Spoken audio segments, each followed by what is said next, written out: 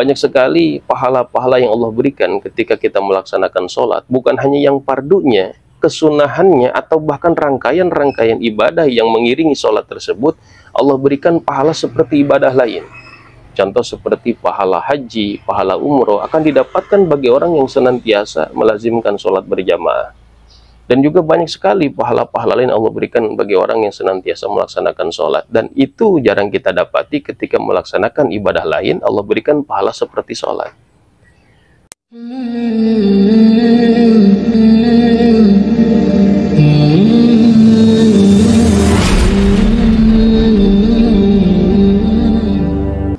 Assalamualaikum warahmatullahi wabarakatuh.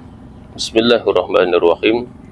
Alhamdulillahilladzi an'amana bi ni'matil imani wal islam wa farada alaina salata wa zakata wa siyam wal hajja bil ihram. Allahumma salli wa sallim ala sayyidina wa maulana Muhammad sallallahu alaihi wasallam wa ala alihi wa sahbihi dzawil ulumi wal hikam. Amma ba'du fa ya ibadallah, usikum wa nafsi bi taqwallah faqad fazal muttaqun. Pada kesempatan kali ini kita akan membahas tentang satu kisah yang terjadi di zaman Kangjeng Nabi Muhammad SAW tentang siksaan bagi orang yang meninggalkan sholat.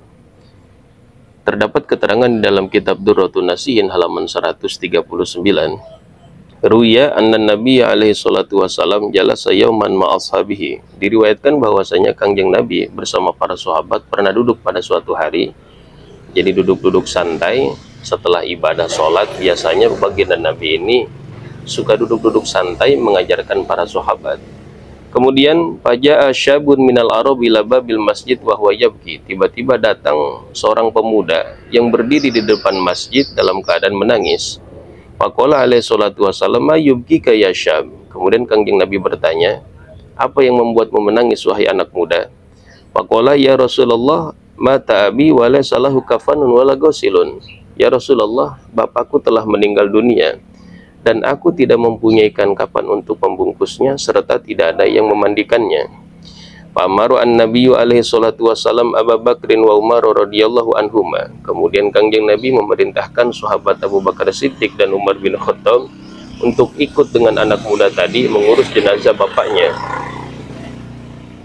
Fadzahaba ilal mayyiti fara'ayahu mislal khinziril aswad. Ketika kemudian Abu Bakar dan Umar bin Khattab ini menemui jenazah daripada orang tua si anak muda tadi, ternyata didapati bentuknya telah berubah menjadi babi yang berwarna hitam. Faraja'a ila Rasulillah sallallahu alaihi wasallam. Kemudian Abu Bakar dan Umar kembali menemui Kangjeng Nabi. Faqala ma ra'ainahu illa mislal khinziril aswad.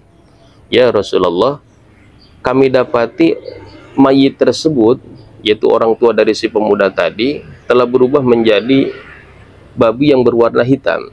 Mendengar penjelasan Abu Bakar dan Sayyidina Umar itu, faqama alaihi salatu wassalam ilal janazati. Kemudian Kangjeng Nabi bergegas menemui jenazah si orang tua anak muda tadi. Pada fasara al-maitu ala suratil ula. Kemudian Kangjeng Nabi berdoa kepada Allah agar dikembalikan kepada rupa manusianya. Dan dengan berkah doa dari Kangjeng Nabi, akhirnya fasara al-mayitu ila suratil ula. Si mayit tersebut, si jenazah tersebut kembali kepada bentuk manusianya. Wa shalla alaihi salatu wassalam. Kemudian baginda Nabi dan para sahabat menyolatkan jenazah tersebut. Wa aradu adafna fara'ahu kal khinziril aswad. Setelah kemudian hendak dikebumikan, hendak dimakamkan, ternyata si mayit ini berubah kembali menjadi babi yang berwarna hitam. Faqala alaihi salatu wassalam ya syab ayu amalin kana ya'malu abuka fid dunya. Kemudian baginda Nabi Muhammad SAW bertanya kepada si anak muda ini, wahai anak muda, amalan apa yang dilakukan oleh bapakmu semasa di dunia sehingga dirubah oleh Allah menjadi rupa babi yang berwarna hitam? Kemudian faqala kana tarika shalah. Anak muda tadi menjawab, ya Rasulullah, bapakku itu orang yang tidak sholat, orang yang suka meninggalkan sholat.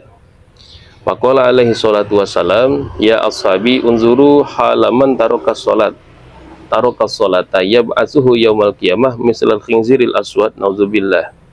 Kemudian baginda Nabi berkata kepada para sahabat, wahai para sahabatku, perhatikan oleh kalian keadaan orang yang meninggalkan sholat. nanti di hari kiamat, ketika tiba hari kiamat, Allah akan bangkitkan dari kubur mereka dalam keadaan seperti babi yang berwarna hitam. Dan itu sudah dicontohkan salah satunya di zaman Kangjeng Nabi, orang tua dari si anak muda tadi, sebagai intibar pelajaran bagi kita agar senantiasa tidak meninggalkan sholat. Jadi dari kisah ini dapat kita ambil kesimpulan, orang yang meninggalkan sholat nanti akan dibangkitkan oleh Allah di hari kiamat dalam keadaan rupanya dirubah menjadi babi yang berwarna hitam. Kita tahu rupa babi adalah seburuk-buruknya rupa, dan itulah yang terjadi bagi orang yang meninggalkan sholat. Dan mudah-mudahan dari sepenggal kisah ini dapat kita ambil pelajaran bahwasanya sholat itu adalah kewajiban mutlak bagi kita selaku orang Islam, dan sholat ini termasuk kepada afdhalul ibadatil badaniyah, ibadah fisik yang paling utama.